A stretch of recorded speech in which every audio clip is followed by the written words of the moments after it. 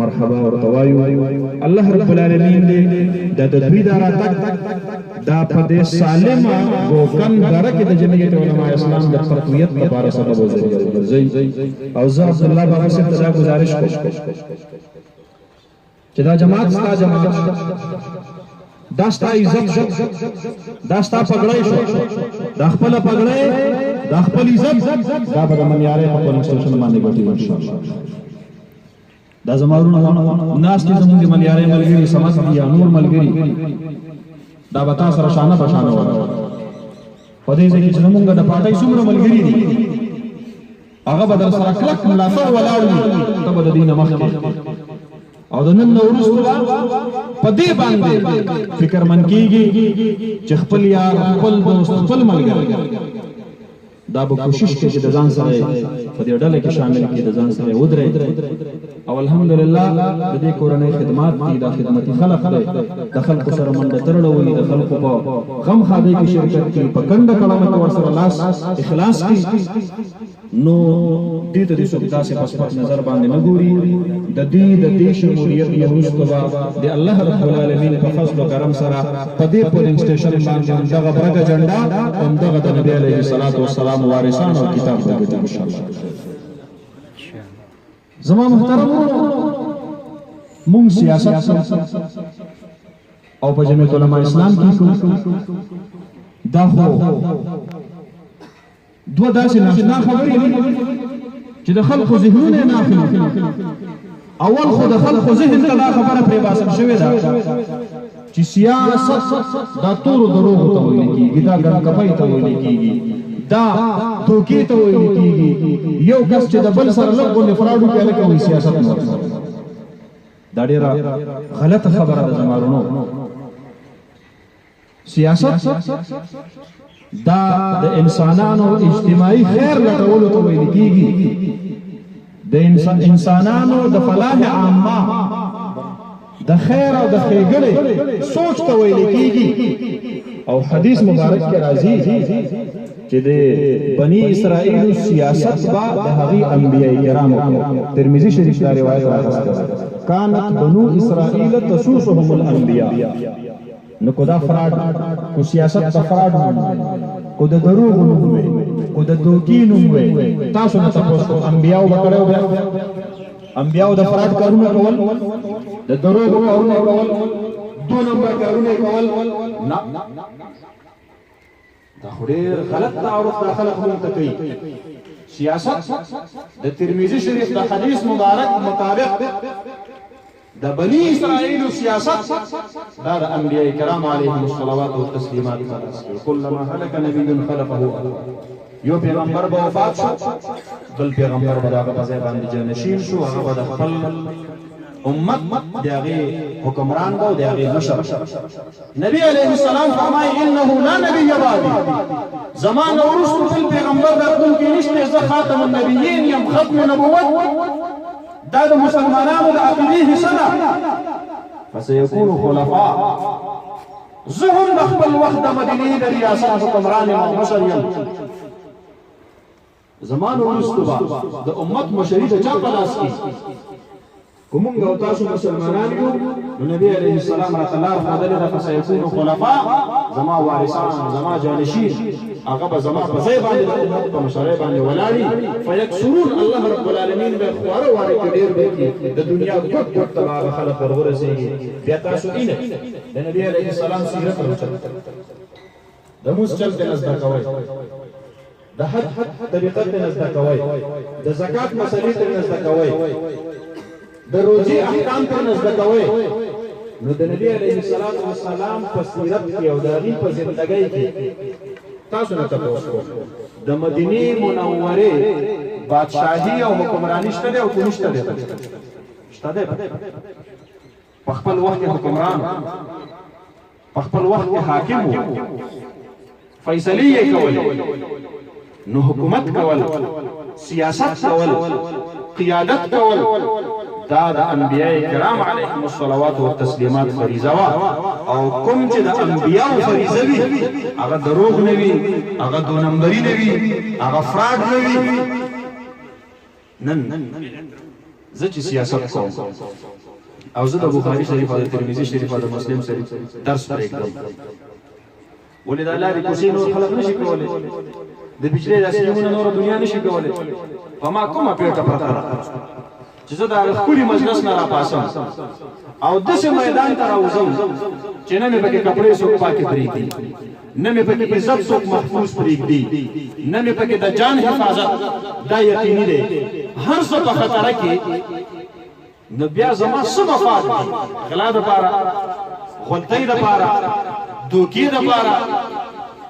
د هغې دپاره په دې سیاست کې په دې میدان کې زه ودرېږم ولې زما دماغ خراب دی دا دومره علما چې د سوونو نه د زرګونو نه د لکونو په تعداد کې چې په روز کال په نوخار ازاخیلو په اجتماع کې د حرم شریف د کابي امام راضي شیخ محمد صالح الطالب هغه د علماو سره څنګ په څنګ ودرېږي او امت ته پیغام ورکوي چې خلقو کومه دنیا چې په امام کعبه پسې ولاړه ده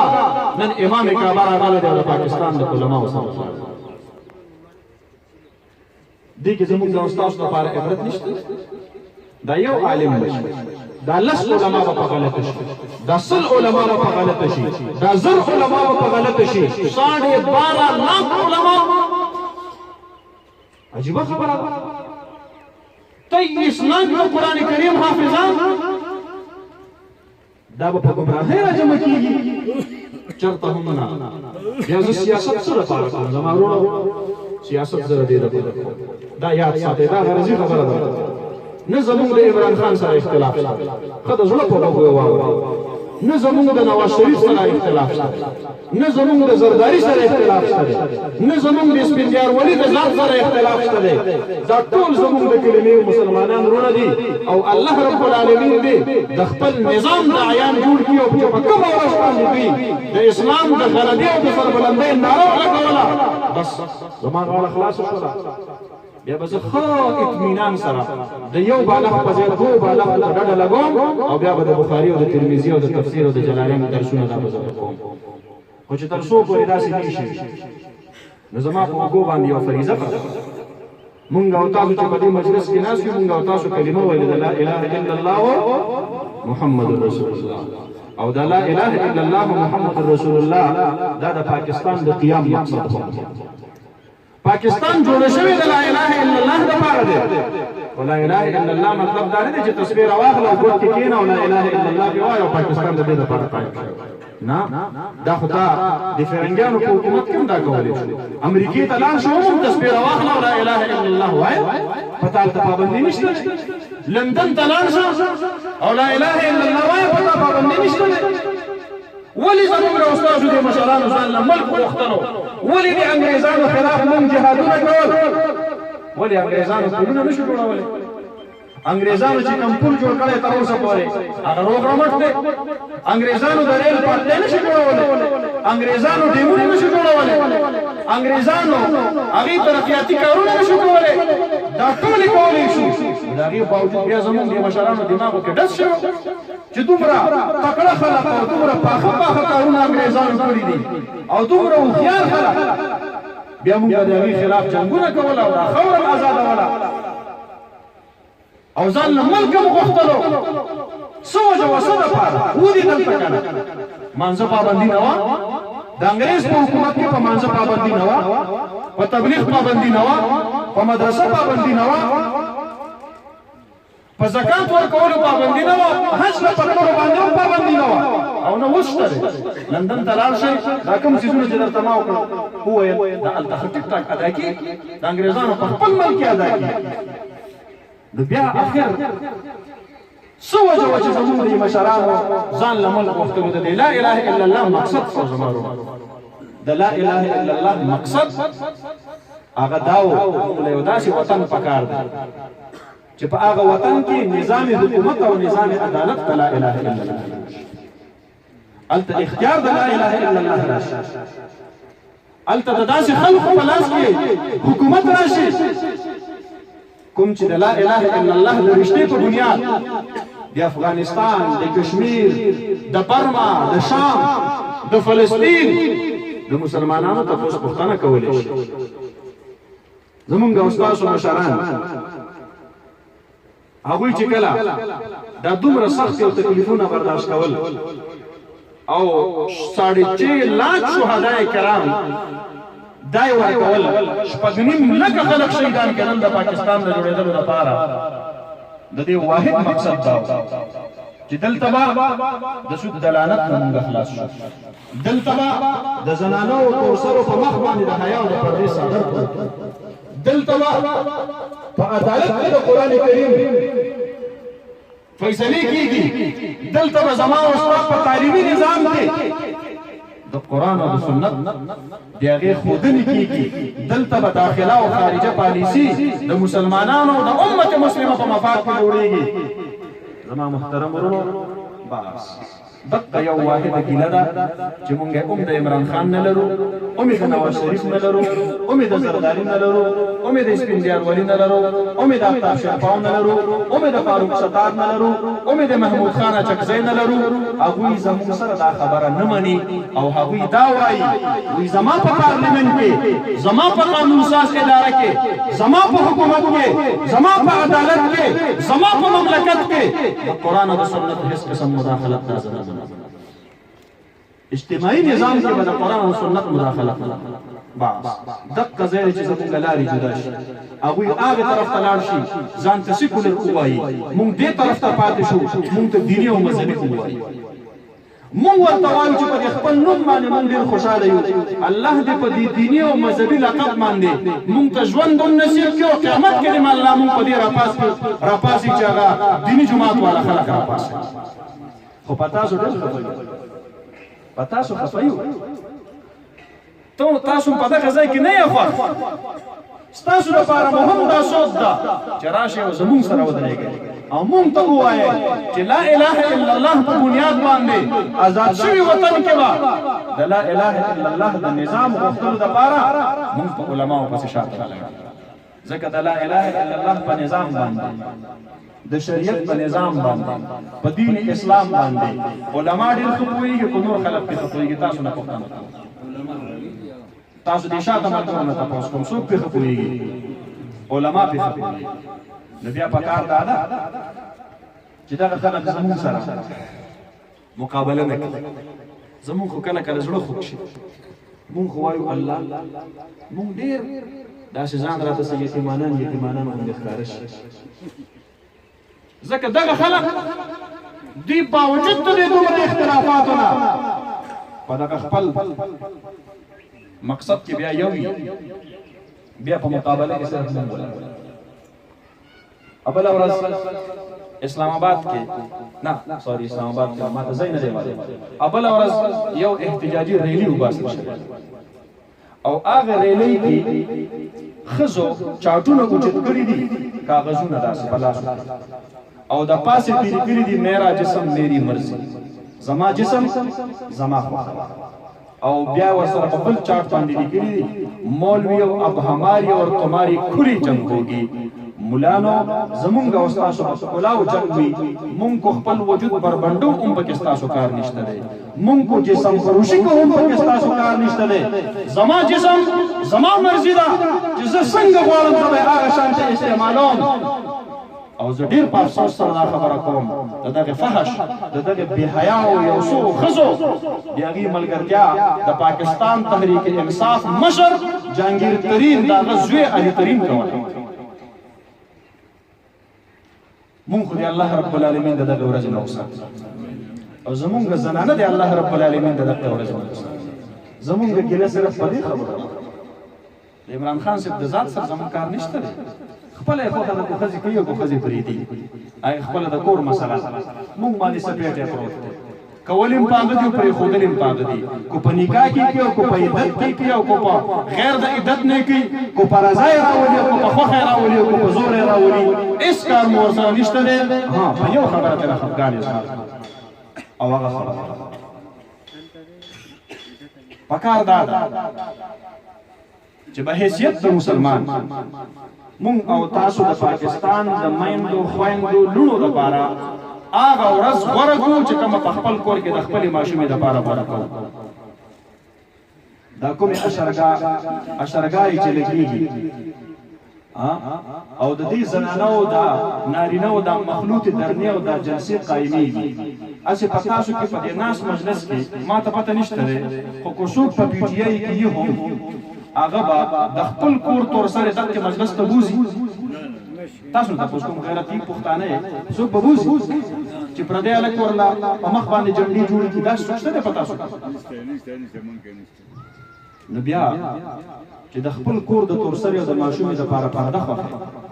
نو د پاکستان د تورسرې او د ماشومې دپاره د بې پردو خلکو سره ملګرتیا ولیکئ دا ورځ به در باندې الله راوږده کړي دا به پتا راشي چېرته داسې مه کوه مونږ خو په دې تمه وو چې چېرته به دلته مونږ بدلون راشي او تبدیلي به ووینو دا د سیرې د ګوګن غریب خلک به د ډګر هسپتال ته لاړ شي هلته به ورته دا نه وایي چې ویکسین نشته دی انجکشن یې نشته دی هسپتال کې دوایانې نشته دی هسپتال کې کینونه نشته دی هسپتال کې سرنج نشته دی مونږ خو په دې تمه وو تبدیلی به راشي زمونږ خلک به ډګر هسپتال ته لاړ شي ورته به وایي چې ناجوړه یم او علاج کول غواړم اپریشن کول غواړم دته به دا جواب نه میلاویږي چې کو سرکاري اپریشن کې نو شپږ میاشتې پس راځه کو پرایویټ اپریشن کې نو سما پلان کې سنټر تاسو دا شاته رونه را مخامخ رونه چې ما ته ناست په ایمان یې وایي نن لاړ شئ د ټیسټ لپاره لاړ شئ 15 کاله حکومت تېر شو او د ډګر په هسپتال کې ډاکټر صاحب ته ووایه ډاکټر صاحب زه خو راغلی یم زه بیمار یم زه اپریشن کول غواړم نو هغه به درته دقه جواب درکړي دا ما چې درته درکړو چې کو سرکاري اپریشن کې نو شپږ میاشتې پس راځه کو پرایویټ اپریشن کې نو سبا پلان کې سنټر ته راځه په ایمان یې وایه داسې جواب ورکوي په دې کې بیا سم نه راځي مخ ته رڼا راځي شپږ پیرې ما په اسمبلی کې دا خبره راوچته کړله چې زمونږ د ډګر په هسپتال کې بلډ بینک نشته شپږ پیرې پخوا به اسمبلي د داسې سنجیدو خلکو نه ډکه وه چې یو پیره به په اسمبلی کې چا توجه دینا او نوټس راوړو نو په وزیر باندې به روپۍ راغی هغه به یې سما په اخباراتو کې زما خلاف لیکل کېږي نو هغې منبر پسې به لاړ شو هغه ته به وایي د خدای دپاره دا خپل نوټس واپس واخله په اسمبلی کې را سره خبرې مه کوه او زه به ستا دا کار دا به زه منظور کړم نو یو پیره نه دوه پیرې نه درې پیرې نه شپږ پیرې زه کله کله وایم دا د صمن بکمن عمین حکومت دی ړانده دي چاړاګان دي او کاڼه دي اورېنا اینینا ته چې زه او اسلام آباد ته کراچۍ ته خلکو ته وایي چې زه ته دله پیرس جوړوم یاره راشه د دې خیبر پښتونخوا ته پوس پوښتنه وکړه زمونږ دا خوار وزار ولس د نه بلډ بینک د لاسه زمونږ او ستاسو دلته معمولي ځوانان معمولي غوندې اکسیډنټ وکړي نو چې کله هسپتال ته ووځي نو هسپتال کې ورته زر په چیټ باندې د پاسه ولي کې ویره پر پېښور راغله پېښور ته یې رسوئ نو د ده نه وینه بهېږي نور وینه شته دی نه بلډ بینک نشته دی چې دلته په امبولینس کې وینه چې کم دی نو دا ورته چالو کړي او د ده نه وینه بهېږي نو کم از کم په یو ډریپ به ورته لګېدلي دی او وینه د ده وجود ته راځي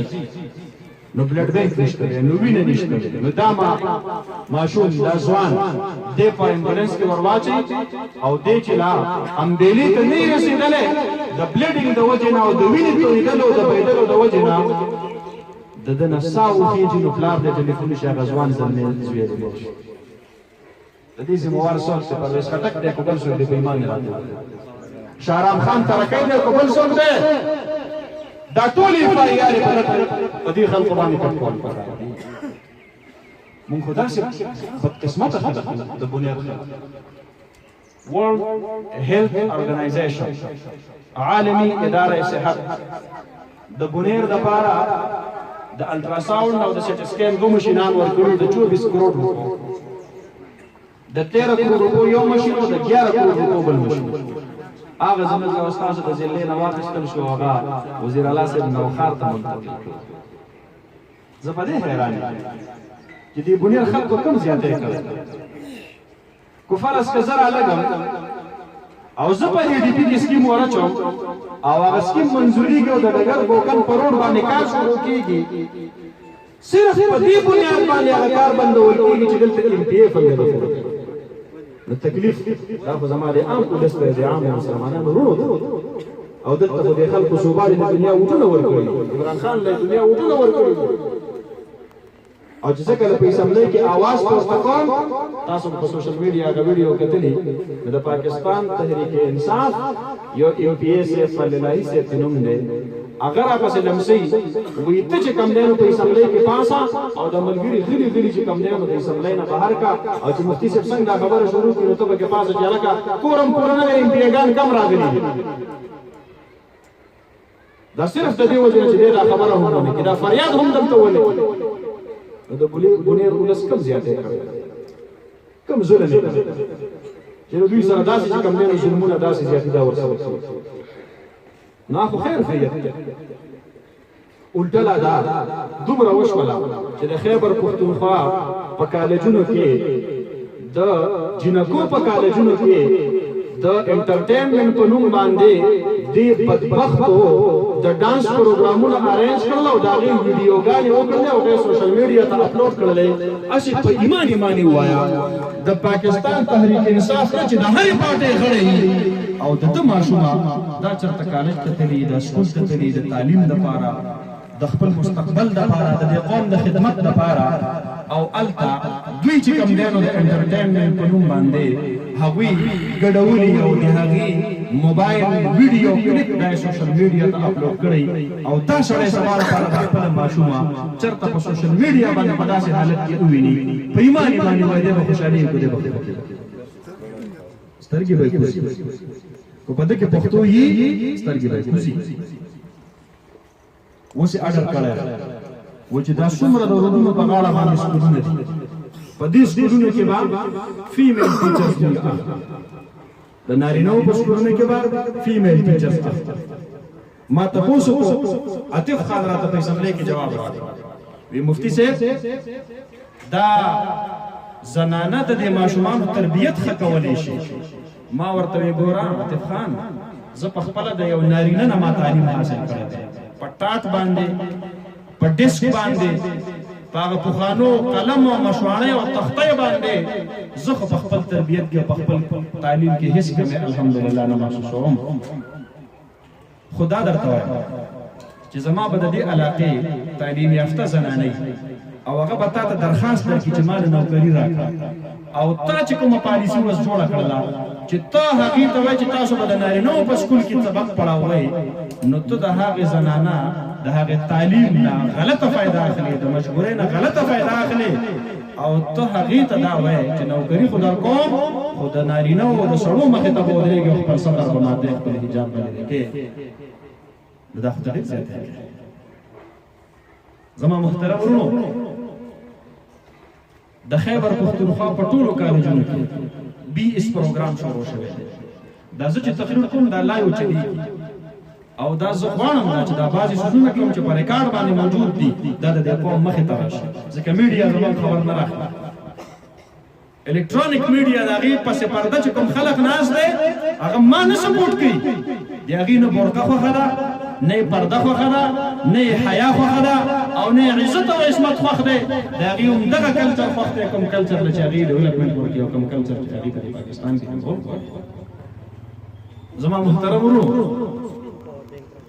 زمونږه څه خبره مې شروع کړې وه BS پروګرام شروع شوی په BS پروګرام کې ټولو کالجونو ته د خیبر پښتونخوا هدایات جاری شوي چې د الکانو په کالج کې به جنکو داخلي وکړي او د جنکو په کالج کې به الکانو داخلي ورونو دا خو د پښتنو دا د مسلمانانو زمونږ استادو ماشوم به پیغله به سکول ته وتلی کالج ته چې هغه پیغله دا غي سره په پردې نارینه په یو ډیسک باندې سبق تکینی زه د پی ټی آی د ملګرو نه تاسو کوم خپل خويندې په دغه حال کې برداشت کولای شي مونږ تاسو برداشت کولای شو مونږ خو نشو برداشت کولای واغې برداشت کولای شي نو بس اغه ته الله تعالی دا ورځ وخی مونږ ته کوم اسم الله تعالی دا ورځ د تعلیم خدا حال چې ما بل ورځ په اسمبلی کې وزیر تعلیم عاطف صاحب ته دا خبره وکړه چې عاطف صاحب تیر کال د سرکاري سکولونو رزلټونه راوباسه ما ته وخه کو په دې ټول صوبه کې په دې ټول تعلیمي بورډونو کې فرست سیکنډ ثرد د سرکاري سکول راغلي زه به ومنم تا زما سکولونه برابر تا زما د تعلیم معیار اوچت کړ تا زما ایجوکیشن سټینډرډ راوستی نشته زه چیلنج درکوم زه درته مخامخ خبره کوم اعلی تعلیمي ادارې ته لاړ شه پېښور یونیورسټي چې کله دا حکومت پی ټی آی په لاس نو راغلی په سن 2013 کې رینکینګ وشو نو په ټول پاکستان کې په اولو لس یونیورسټو کې د پېښور یونیورسټي دا په څلورم نمبر باندې راغله دومره بهترین یونیورسټي وه حالان کې دماکې وې په هغه وخت کې د هر چا سره چې کوم دی نو د خپل ځان او د خپلو بچو یو ټینشن او یو فکر و هغه وخت کې د پېښور یونیورسټي چې په 4 نمبر وه په کار ده چې نن د پېښور یونیورسټي ستا د 15 کاله تعلیم ورکولو نه وروستو په 1 نمبر باندې بدرز مې په اسمبلی کې ورته وویل جنابه دا ستا چې کوم دی نو کارنامه ده چې د خیبر پښتونخوا د پېښور یونیورسټي نن په 2017 کې رینکینګ وشو هغه د پاکستان په اولو ټاپ 10 یونیورسټو کې نشته دی نمبر څخه هغه 14 نمبر ته یونیورسټي تبا سکول تبا د سکول استاد هغه تا دماغي مریض خوار غریب کله چې د پېښور مخې ته درنه ورکوي خوار غریب چې کله د اسلام آباد د بنیګانه مخې ته ګیراو کړو درنې ورکوي اخر د دې قوم دا معماران چې ته دومره ذهني طور نه درکې دا به ماشوم بچو ته څه په تسلی په اطمینان سره صفایي ولې خفه کوي بندي کې لګي را ته ما په میرټ باندې 35000 استادان واخیستل ظفر لغفور ممبر صوبایي اسمبلی درته چیلنج درکوم په اسمبلی کې درته ورکړی دی چې متحده مجلس عمل 44000 استادان په میرټ باندې اخیستي وو یو استاد په ماته کې میرټ وخایي زما د خپل اسمبلی د رکنیت استعفا او ما دې نو اخیستي چې ما په انټیاس باندې برتی کړل او بیا به مې سلیده کول چې په کوم ځای برتی شي په هغه ځای به مړ کېږي په هغه ځای به ریټایر کېږي نه ما هغې ته فیسیلیټي ورکړه ته د نورو ګورنمنټ امپلایز په شان ته حقوق لرې ته استاذ یې ته معمار قوم یې زه ذهني طور ته نه ټارچر کوم ته 35000 استادان نشي سمبالولی ما 44000 استادان فرام دی فرست ډے اف اپوینټمنټ هغه ما ریګولر استادان چې کوم ځای په دې صوبه کې تعینات کړي وو ستا د ایجوکیشن دا حال ستا د محکمې صحت دا حال ستا د هسپتالونو دا حال ستا د یونیورسټیو دا حال